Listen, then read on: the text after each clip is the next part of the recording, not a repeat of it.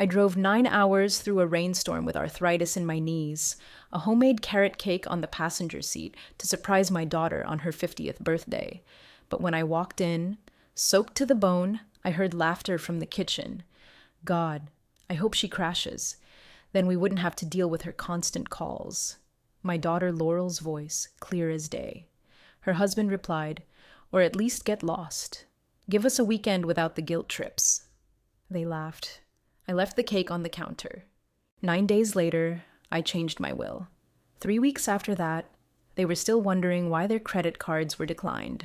At 78, I finally learned revenge is a dish best served with financial consequences. My name is Birdie Matt, widow of 12 years, cancer survivor, retired librarian who still alphabetizes her spice rack. After Harold died, I stayed in our 2-story colonial in Millbrook because the memories felt like company. I've lived alone with his cardigan still hanging on the bedroom door and the garden he planted now flourishing under my careful hands. The relationship with my only child has been cooling for years, though I pretended not to notice. Our weekly calls grew shorter, her tone tightening whenever I mentioned visiting. Their excuses multiplied like weeds work commitments, house renovations, social obligations that somehow never included space for me. Last Christmas, they went to Barbados instead of coming home. Work's been crazy, Kent explained, while their Instagram showed beachfront cocktails and sunset cruises. I blamed myself, too needy, too melancholy, too much the grieving widow who couldn't move on. I sent care packages anyway, homemade cookies, hand-knit scarves, birthday checks that grew larger as my desperation for their attention deepened. I became the grandmother who waited by the phone and saved newspaper clippings they'd never read. What I never suspected, what no mother imagines, is how completely they had monetized my love, the credit cards I guaranteed while they renovated their kitchen, the loans for their starter home that somehow grew to a 4-bedroom Tudor with a heated pool, the beach house down payment they secured while telling me they couldn't afford plane tickets to visit for my birthday. The rain falls differently now, not as a storm to be weathered, but as a reminder that even the hardest downpours eventually clear. When the financial dominoes I carefully arranged began to fall, when their carefully constructed lives began to crumble without my silent support, I discovered something surprising. Strength isn't measured by what you endure, but by what you finally refuse to accept. This is how I learned to stop being a doormat and start being the storm. The cake took me 2 days to make 3 layers of carrot cake with cream cheese frosting, decorated with tiny marzipan carrots I'd shaped with fingers that don't bend like they used to. Each carrot took nearly 10 minutes, rolling the orange-tinted marzipan, pinching one end to a point, adding the tiny green stems. I made 24 of them, arranged in a circle on top like a little garden. Laurel had loved carrot cake since she was 7, when she declared at her birthday party that chocolate was too obvious. I'd risen before dawn on baking day, laying out butter to soften while I grated carrots until my wrist ached. The recipe was my mother's, enhanced over decades with extra cinnamon and a hint of nutmeg. Harold used to steal fingerfuls of frosting when he thought I wasn't looking. I pretended not to notice. "You're driving all that way alone?" Theda asked when I told her my plan. She stood on her side of the hedge that separated our driveways, secateurs in hand, gray curls escaping from beneath her gardening hat. We'd been neighbors for 32 years, ever since she moved in after her divorce. She'd watched Laurel grow up, helped me care for Harold during his final months, brought me casseroles when cancer left me too weak to cook. "It's not the Oregon Trail. Theta. I'm taking the interstate." "Not the point. Birdie, the weather report says heavy rain all the way to Connecticut, and your knees." "My knees and I have come to an understanding," I said, carefully placing the cake carrier in my trunk, nestled between 2 pillows to keep it from sliding. "They complain, and I ignore them." Theta sighed the way she always did when she knew arguing was pointless. "At least take your cell phone and call me when you get there." "Yes, Mother," I teased, though we were the same age. "Someone has to look out for you," she muttered, turning back to her roses. I left at 4:30 a.m. My overnight bag packed with my good cardigan and the lavender hand cream Laurel used to love when she was small. The thermos of coffee beside me was still steaming, filling the car with the scent of French roast and the cinnamon I'd sprinkled on top. The radio played softly, the oldies station that Harold and I used to dance to in our kitchen. The rain started just outside of Millbrook, fat drops splattering against my windshield like the beginning of a confession.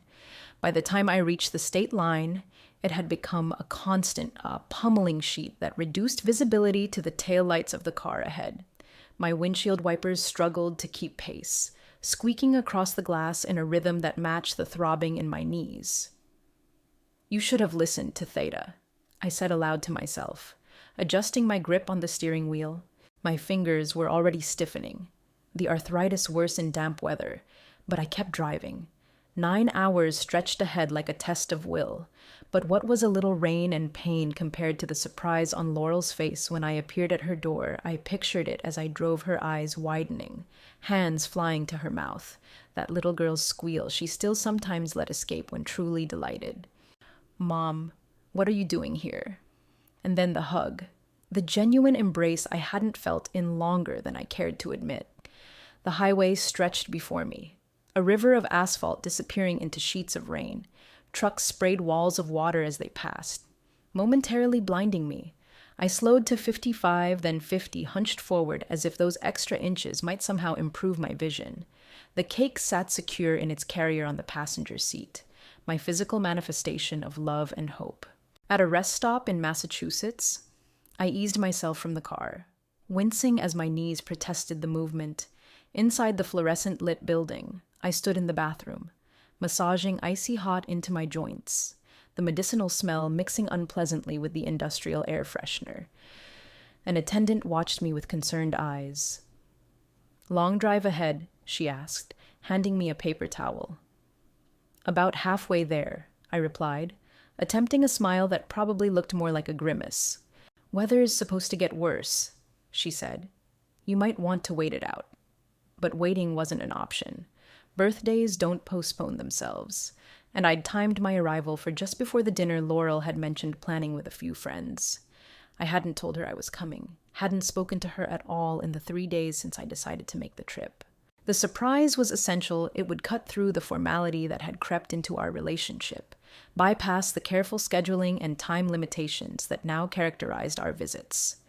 Back on the road, I turned the heat up to combat the chill that had settled in my bones. The dashboard clock read 9:47 a.m., 5 more hours, assuming the weather didn't slow me further. I popped an ibuprofen dry, grimacing at the bitterness. To distract myself from the pain, I let my mind wander to earlier birthdays Laurel at 6, delight illuminating her face as she unwrapped the dollhouse I'd spent months furnishing with tiny hand-sewn curtains and miniature picture frames filled with family photos.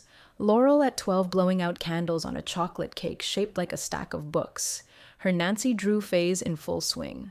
Laurel at 16 pretending the necklace I'd saved for months to buy wasn't exactly what she wanted, only to wear it every day for the next 2 years. When had things changed? When had my calls become interruptions? My visits obligations? My existence somewhere between inconvenience and embarrassment? I couldn't pinpoint the exact moment, perhaps after Harold died, when grief made me needier than I'd ever been. Or when she married Kent, whose family vacation home and country club membership made my modest colonial seem quaint rather than cozy. Or maybe when I got sick, and the possibility of having to care for me became a specter hovering over her carefully curated life. The rain intensified as I crossed into Connecticut, drumming on the roof like impatient fingers. A truck jackknifed ahead, forcing traffic to crawl around the emergency vehicles, their flashing lights reflecting off the wet pavement. My GPS recalculated, adding 45 minutes to my arrival time. By early afternoon, my body was a symphony of complaints, lower back spasming, neck stiff, knees radiating pain despite the medication. But determination is its own kind of painkiller. I'd driven through blizzards to get Laurel to dance recitals, navigated flooded roads to reach her college graduation. A little rainstorm and arthritis wouldn't stop me now. The suburbs of Hartford appeared through the rain like a mirage, familiar street names on exit signs offering reassurance that I was nearly there. I checked my reflection in the rearview mirror, lipstick faded, hair flattened on one side from leaning against the window. No matter. I'd freshen up before I presented myself. As I turned into Laurel's subdivision, the rain lightened briefly, as if offering me a moment of clarity. The houses stood proud and separate, each with manicured lawns despite the weather. Laurel's Tudor, the largest on the cul-de-sac, glowed warm against the darkening afternoon. Through the front window, I could see movement, shadows passing back and forth birthday preparations. I assumed. For a party I hadn't been invited to attend. I parked across the street, not in their driveway, part of the surprise. Carefully, I lifted the cake carrier, checked one last time that the marzipan carrots were intact, and stepped out into the rain. The walk to their front door was only 20 feet, but by the time I reached it, my raincoat was soaked through, water trickling down my neck and into my sensible shoes.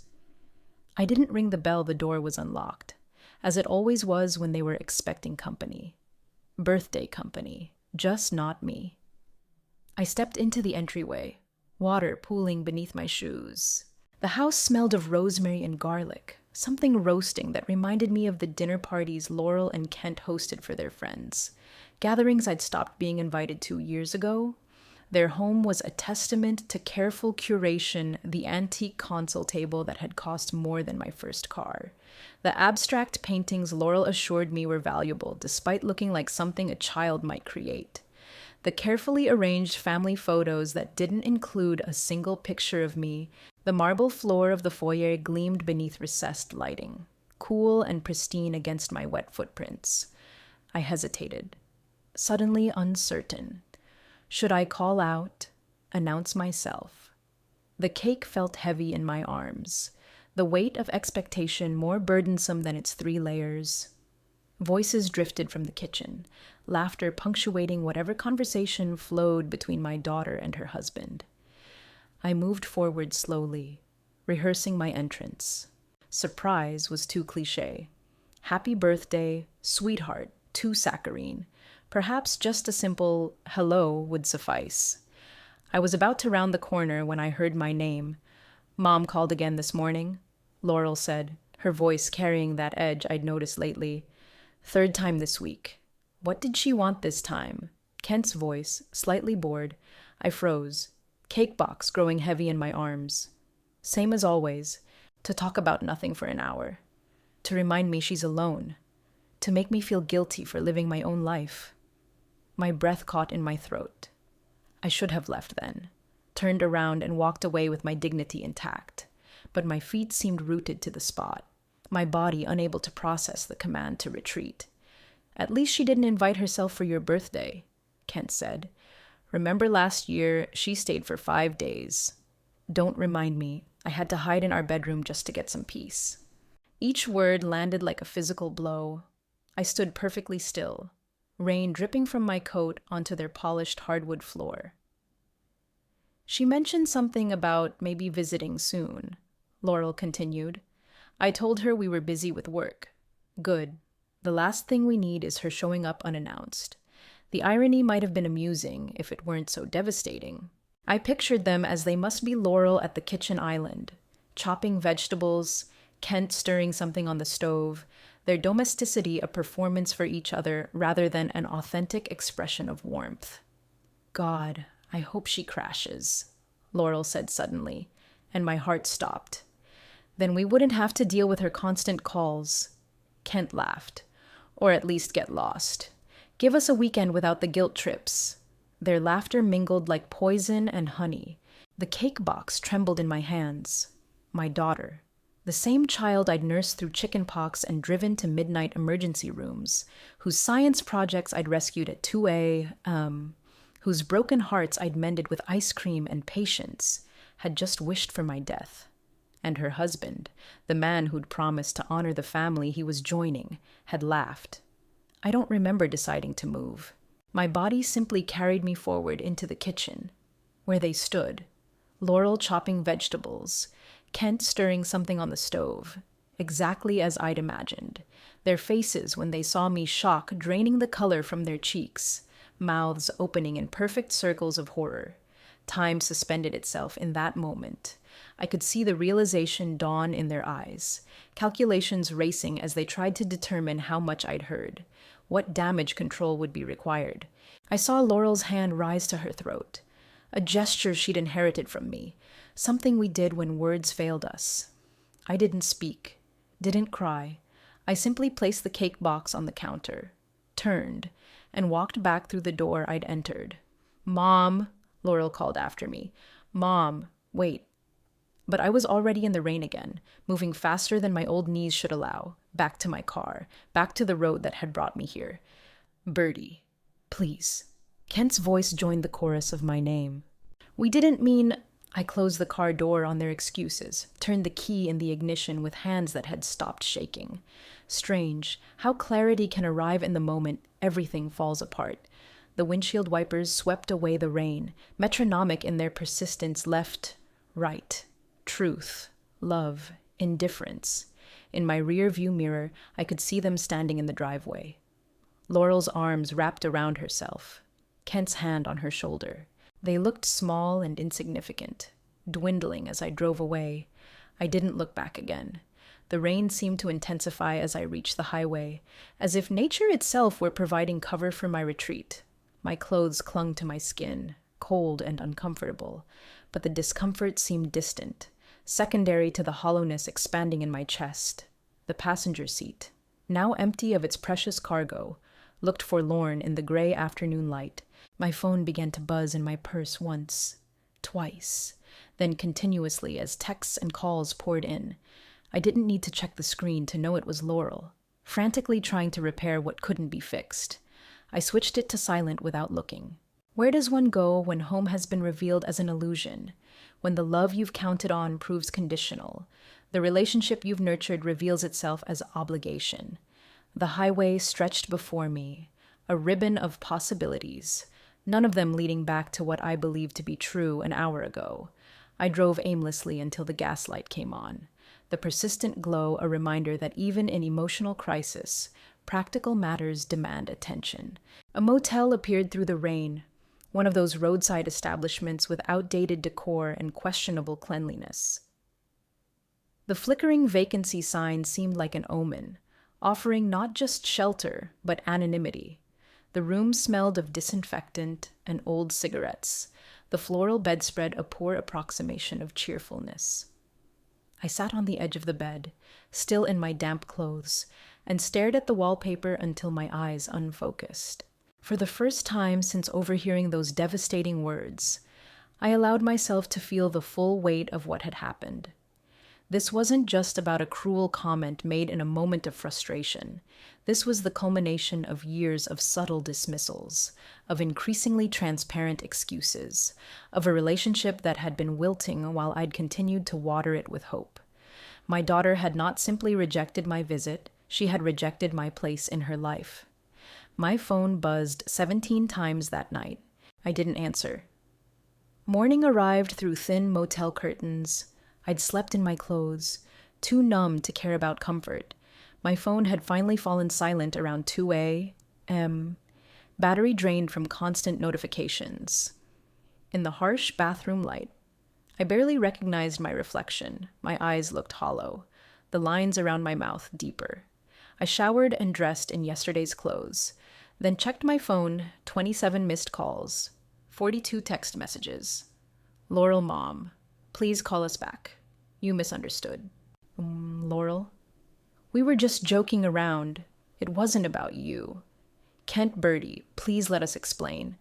Laurel, Mom, I'm worried. Where are you? Laurel, this isn't fair. You're scaring me. Kent, at least let us know you're safe. Laurel, if you don't call back, I'm going to have to call the police. The last was a bluff. Laurel wouldn't risk explaining why her elderly mother had fled in distress. I turned the phone face down and considered my options. I could go home, pretend it never happened. I could confront them, demand an apology, or I could do something entirely different. This wasn't the first disappointment.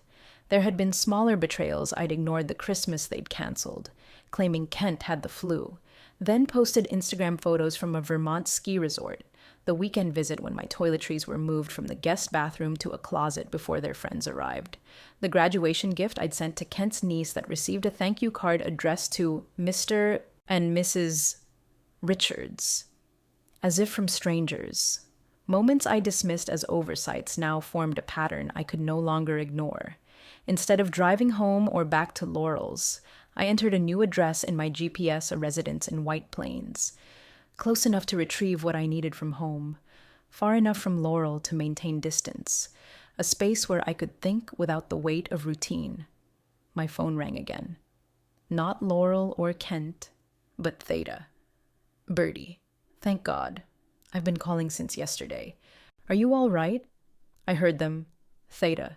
I heard my daughter say she hoped I would crash my car and die. Silence for 3 heartbeats. Where are you? She finally asked, voice tight with controlled anger. Heading to White Plains. Good. Don't go back there. Come home when you're ready. I've got that bottle of Glenfiddich Harold gave me before he died. I think it's time we opened it.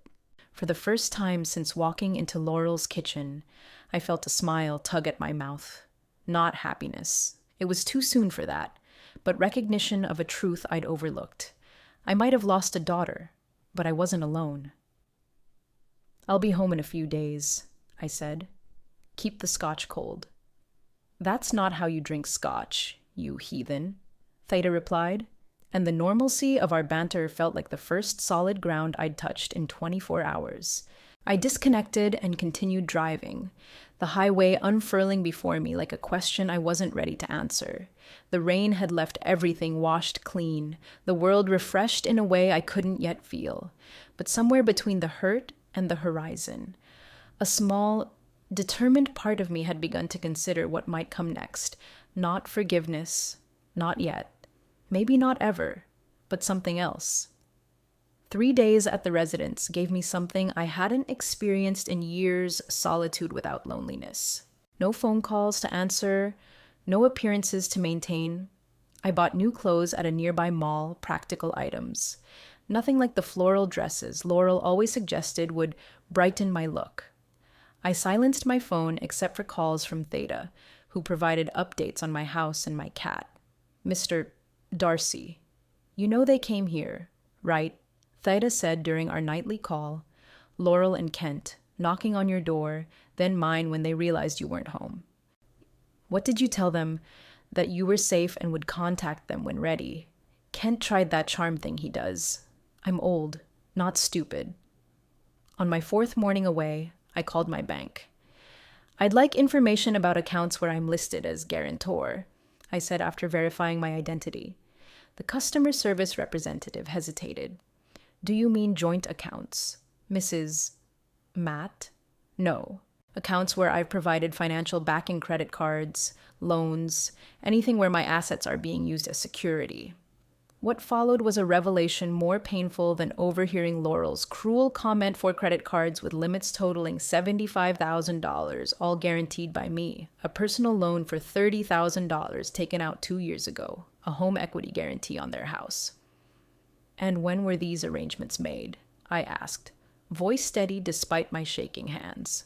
The oldest credit account was opened 8 years ago. The most recent was 6 months ago, when Laurel had called, crying about Kent's business struggles, when I'd offered to send money and she'd refused, saying, we don't need charity, Mom, just some moral support. What she'd meant was that my signature was more valuable than my sympathy. After the bank, I called Harold's old investment advisor, Mrs. Matt. What a pleasure. It's been 5 years at least. I need a complete accounting of my assets, everything Harold left, everything I've acquired since. He emailed the summary that afternoon, the Colonial in Millbrook, now worth triple what we'd paid for it, Harold's life insurance, which I'd invested rather than spent, my teacher's pension, stock holdings that had grown steadily through careful management, family heirlooms, including my mother's sapphire ring and Harold's grandfather's pocket watch collection.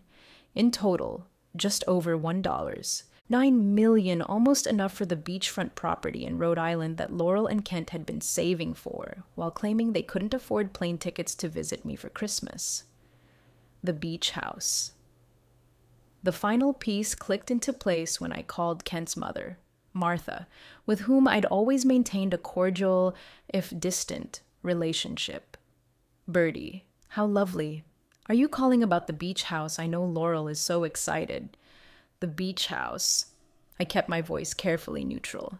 "The one they're closing on next month. Kent said the loan from his father and I really helped make it happen, though I understand you're contributing as well."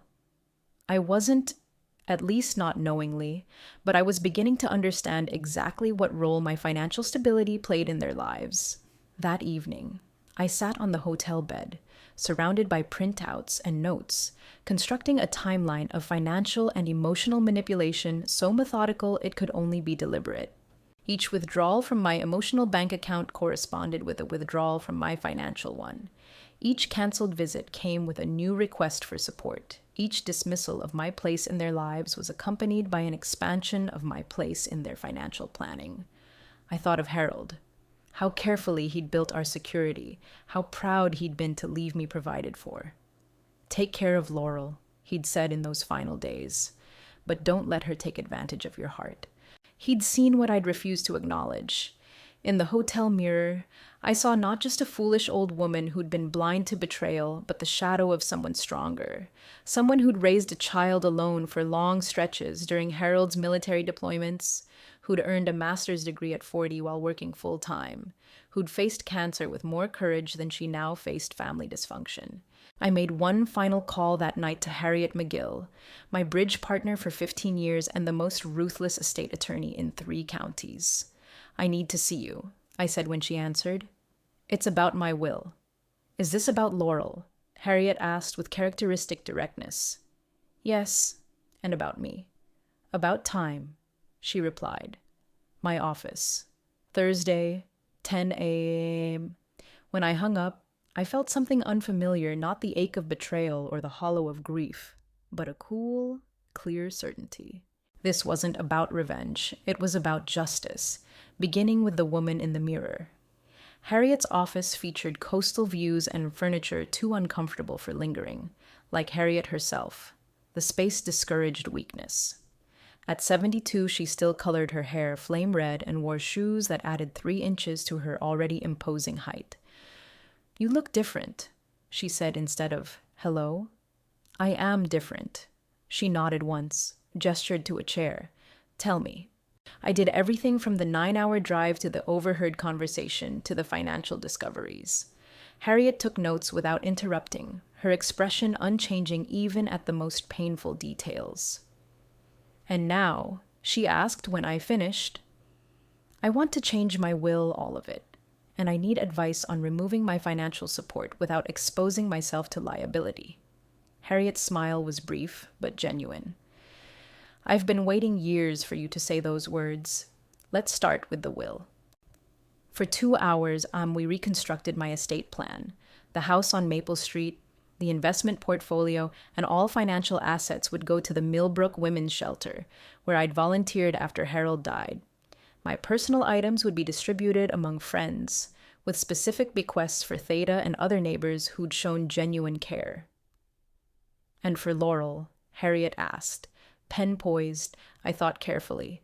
"My recipe box and my diaries so she can read about the mother she dismissed and the life she didn't value." Harriet made a note. "Deliciously petty. I approve." Next came the financial disentanglement. Harriet brought in her partner, who specialized in banking law, and together we crafted letters removing my guarantees from Laurel and Kent's credit accounts. Effective immediately. We notified their mortgage company that I was rescinding the secondary guarantee on their home loan. We closed joint accounts I'd forgotten existed and opened new ones solely in my name. "They'll feel this within days." Harriet's partner warned.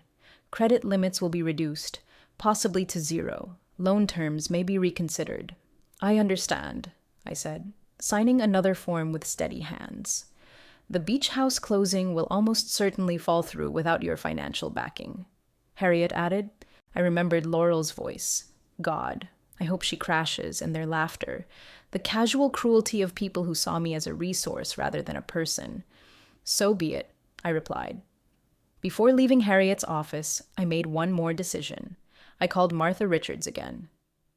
I wanted to let you know I've removed my financial guarantees from Laurel and Kent's accounts, I said without preamble. I don't understand, she replied, confusion evident. What guarantees? The ones they've been using to secure credit and loans, including, I suspect, the loan for the beach house. Silence.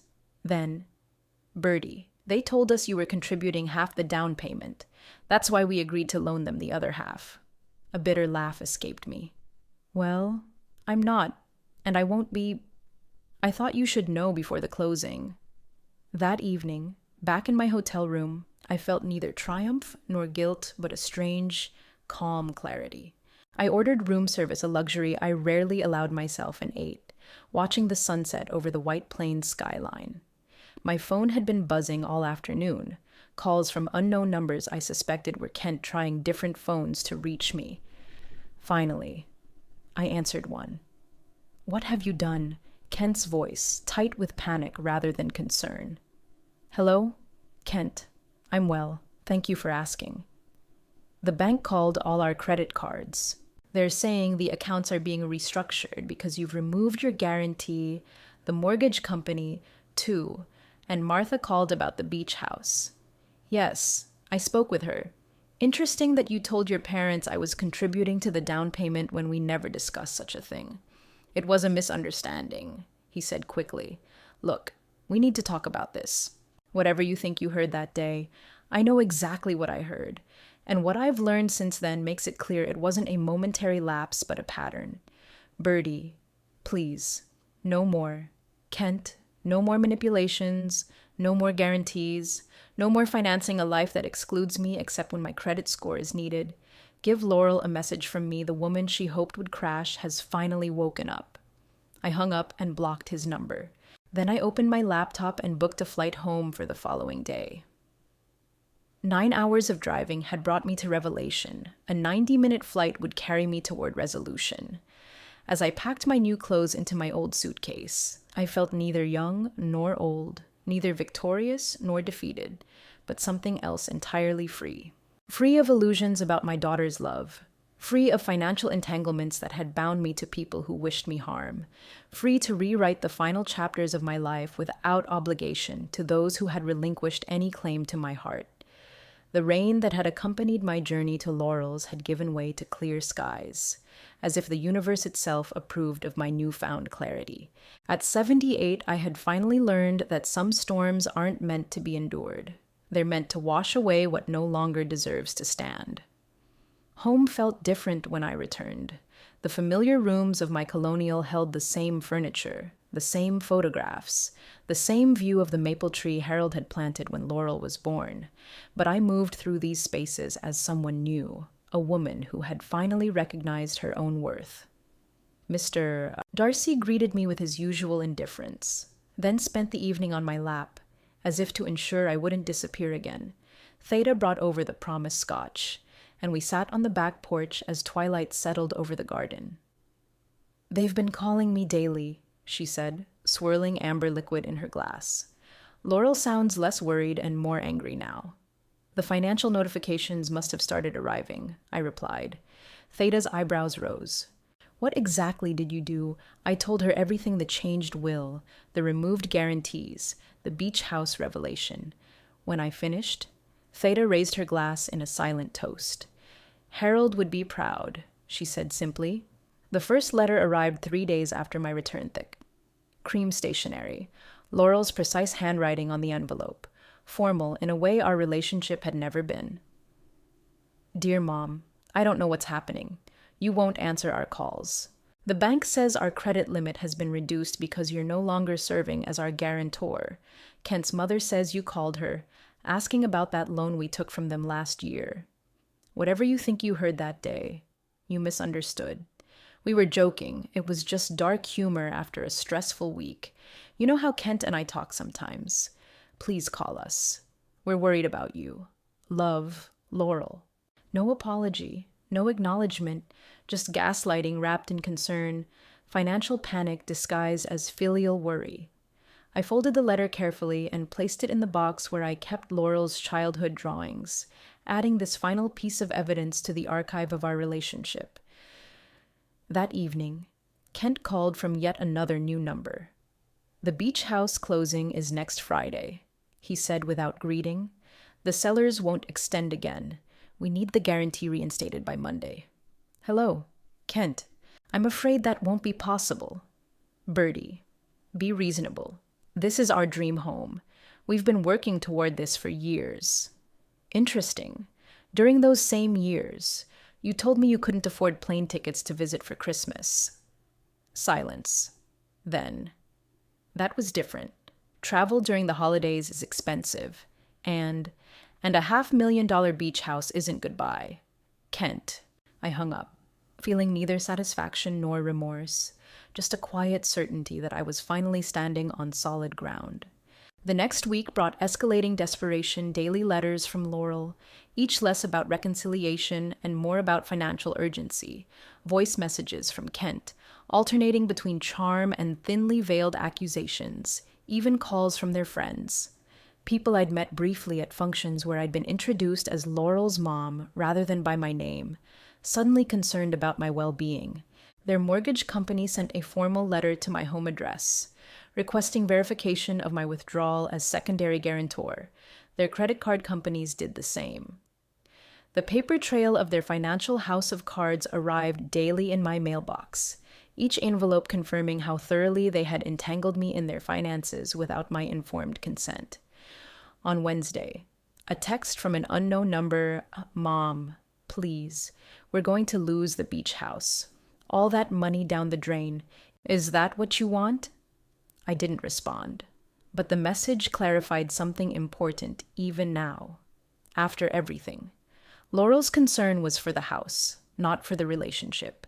Not once in her messages had she addressed the cruel words I'd overheard, except to dismiss them as a joke I had misunderstood. Friday morning, I met Zoe, Laurel's best friend since college, at a cafe in town. I'd called her, not the other way around. "Thank you for coming," I said as we settled with our coffee. Zoe looked uncomfortable. "Lel's worried sick about you. Birdie, she says you misunderstood something and now you're punishing her." I smiled. "Did she tell you what I misunderstood?" "She said you overheard a private conversation and took it the wrong way." "I heard my daughter hope I would crash my car and die," I said calmly.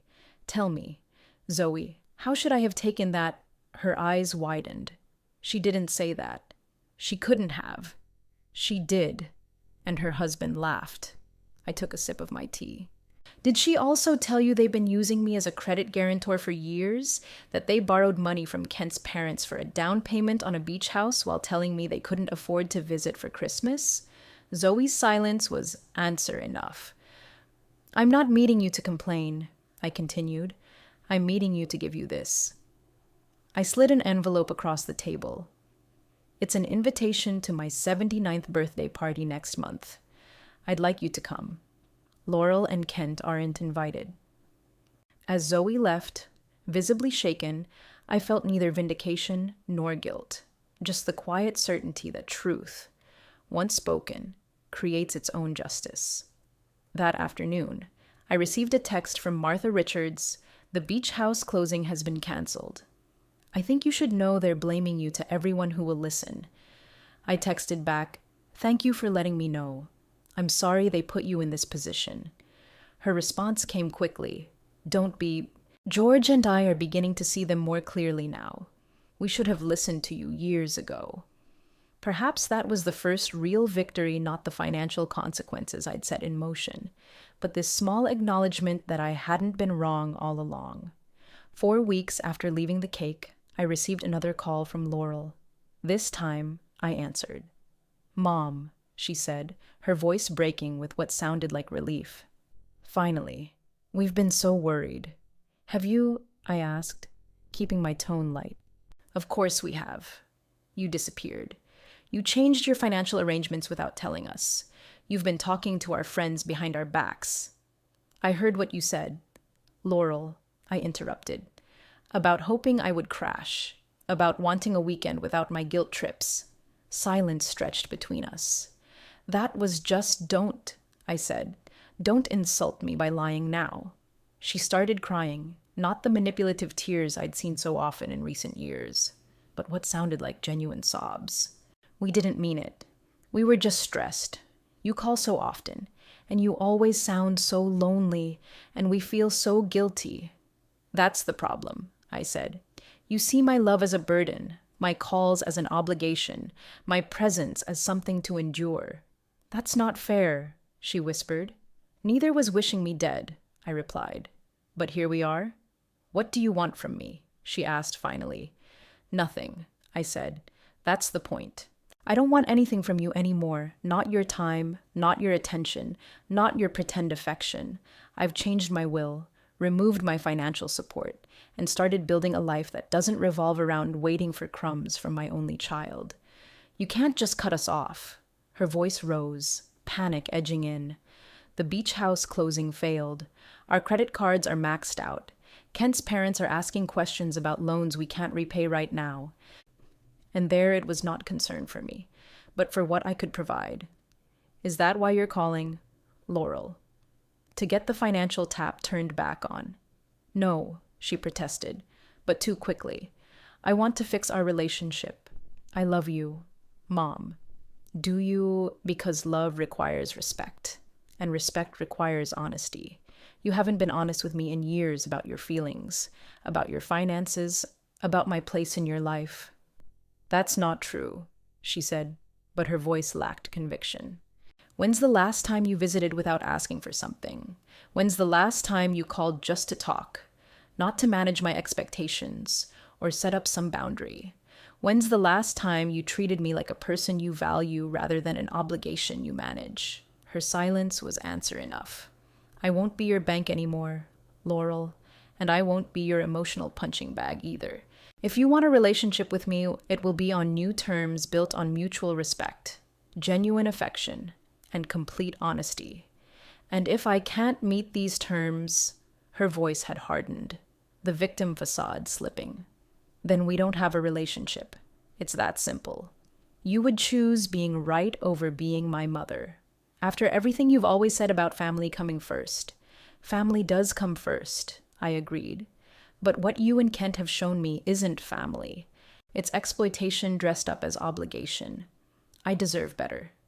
This is about the money, isn't it? She said suddenly. You're punishing us financially because your feelings got hurt. No, Laurel, this is about consequences. For perhaps the first time in your adult life, your actions toward me have real consequences. The financial part is just the most tangible aspect. Kent says you've always been manipulative, she said, a last desperate jab, that you use guilt to control me. I laughed, genuinely amused. Says the man who convinced me to guarantee loans for a beach house you told me you couldn't afford. The irony would be delicious if it weren't so sad. So that's it.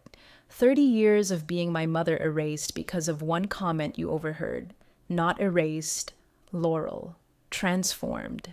I'm still your mother. I still love the child you were and the woman you could be, but I no longer accept the role you've assigned me: financial security blanket and emotional scapegoat. If you want a relationship with me, you'll need to build it on truth, starting with acknowledging what I heard that day. And if I apologize, if I say I'm sorry for what you heard, will you reinstate the guarantees, help with the beach house? Even now, she couldn't separate relationship from a financial benefit.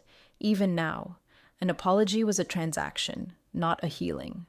Goodbye, Laurel, I said softly. When you're ready to talk about us without mentioning money, you know where to find me. I hung up before she could respond, feeling neither triumph nor defeat, but something more profound: peace.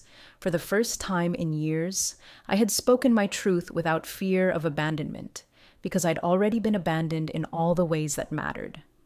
Outside my window, spring had arrived while I wasn't looking. The maple tree Harold had planted was budding, green promises unfurling toward the sun. Soon, It would provide shade for the garden I'd neglected last summer, too busy trying to maintain a relationship that existed only in my hope. This year, I would plant tomatoes again and perhaps something new, blueberries or that asparagus theta had been encouraging me to try, plants that take years to establish, but once rooted, produce for decades. At 78, I still had time to grow something lasting, something real. 6 weeks after the rainstorm, I hosted my birthday party in the garden of my Millbrook home, not the excessive celebration Laurel had always pushed for. You should rent the country club, mom, make it special. But something genuinely reflective of who I am. Theta was there with her infamous potato salad. Harriet came, her flame red hair visible from 3 houses away. My bridge club, my book group, the women I'd volunteered with at the library, people who had been relegated to the periphery of my life while I centered those who valued me least. And Zoe came, having chosen our honest conversation over decades of friendship with Laurel. She tried to make me choose sides, she admitted as we arranged cucumber sandwiches on my mother's silver platters. Said I was betraying her by coming today. And yet, here you are, I observed. Here I am, she agreed. It turns out loyalty has limits, especially when someone expects you to ignore cruelty. We ate carrot cake, not the recipe I'd left on Laurel's counter, but a new one I'd created with ginger and orange zest and a hint of cardamom. I served it on my good china, the set I'd been saving for special occasions that never seemed important enough to warrant their use. Harriet raised her glass as the evening light turned golden across my lawn. To Birdie, who at 79 has more courage than most people half her age. To new beginnings, Theta added, and to knowing your own worth. I looked around at these faces, some known for decades, others more recent additions to my life, and felt something expand in my chest. This was family chosen and authentic. This was connection based on mutual respect rather than obligation. The text still came from Laurel. Less frequent now, but no less calculating. Mom, the mortgage company is asking questions, and Kent's car needs repairs we can't afford right now. And finally, I don't understand why you're punishing us financially for an offhand comment. I didn't respond. Some lessons can only be learned through experience, and Laurel's education in consequences was still ongoing. Instead, I focused on rebuilding the life I'd put on hold while waiting for my daughter's approval. I rejoined the library board I'd left when Laurel suggested it took too much of my time away from family. I signed up for watercolor classes at the community center, something I'd wanted to try since Harold died but never prioritized. Most significantly, I began volunteering at the Millbrook Women's Shelter 3 afternoons a week.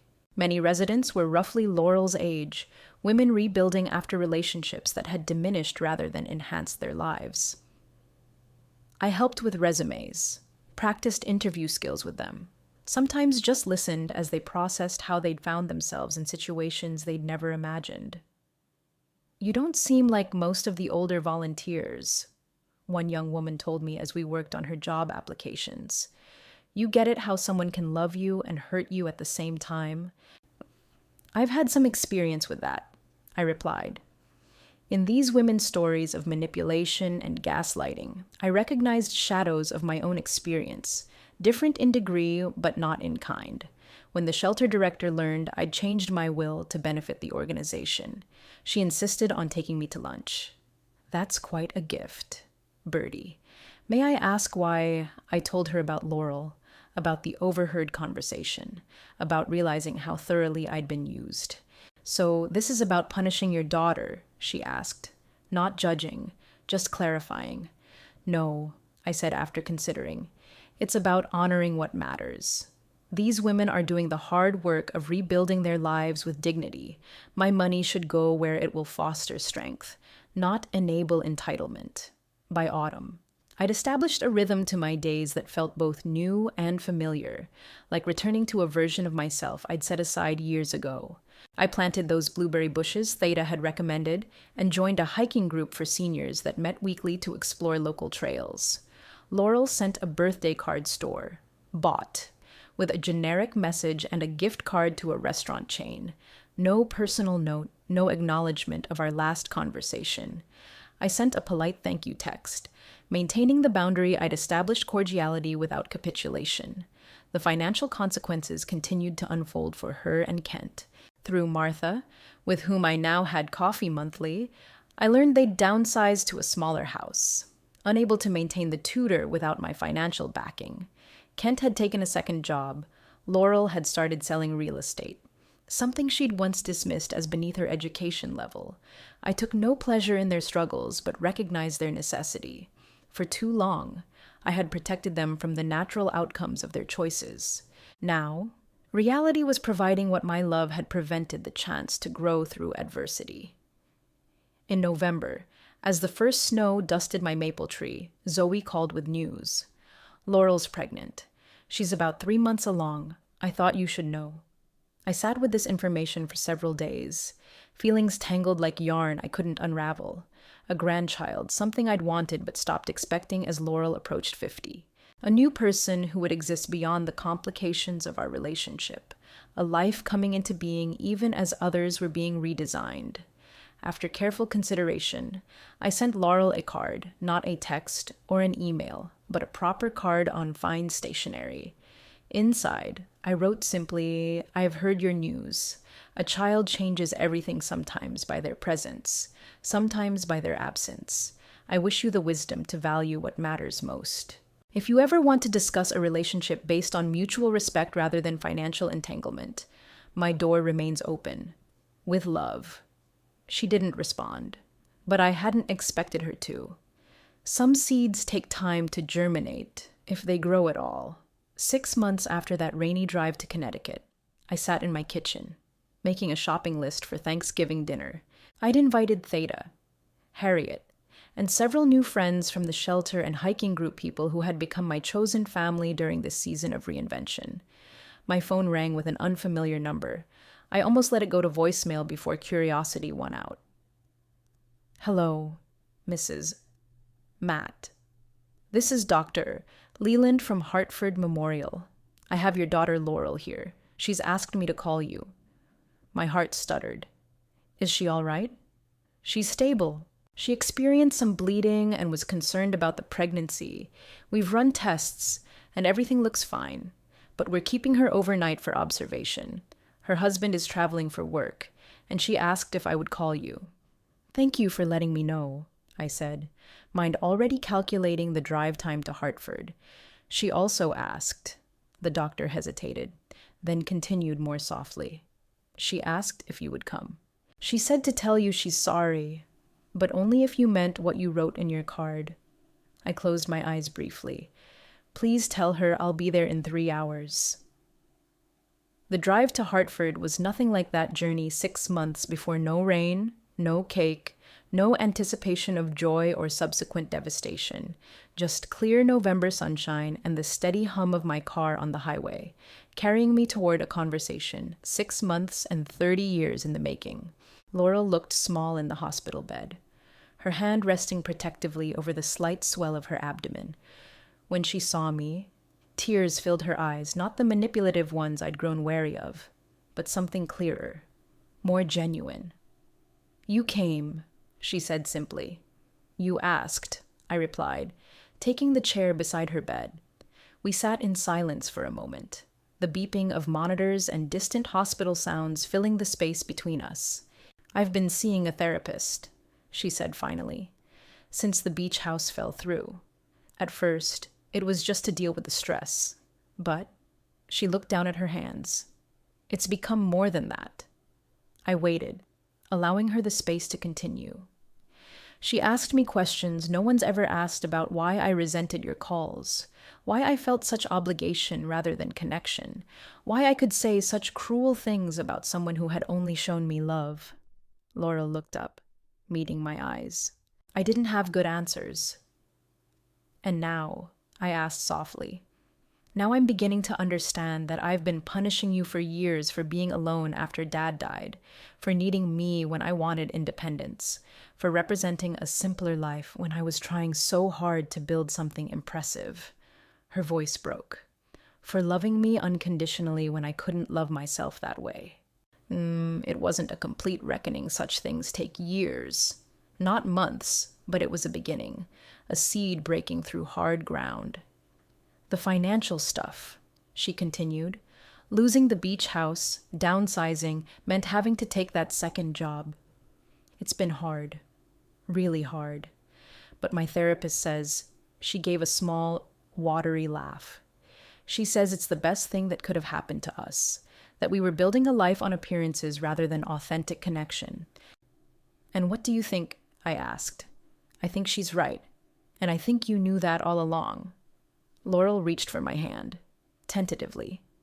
I'm not asking for money, Mom, or guarantees, or anything material. I'd like to try again, to build something real between us before this baby comes. I took her hand, feeling the warmth of her skin against mine. I'd like that too. We didn't solve everything that day in the hospital. Real healing isn't a moment, but a process, full of setbacks and small victories.